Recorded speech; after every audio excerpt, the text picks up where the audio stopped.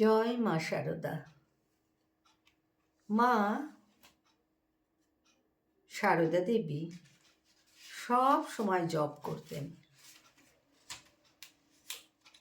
অধিকাংশ সময় শেষের দিকে বিছানায় শুয়েই কাটাতেন। শুয়ে শুয়েও জপ করতেন।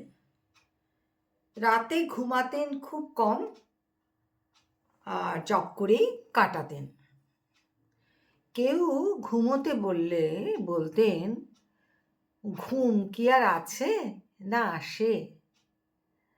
যতক্ষণ ঘুমোবো ততক্ষণ জপ করলে জীবের কল্যাণ হবে। বলতেন যে কি করি বাবা, ছেলেরা ব্যাকুল হয়ে আসে, দীক্ষা নিয়ে যায়, কিন্তু কই কেউ নিয়মিত কেন, কেউ বা কিছুই করে না।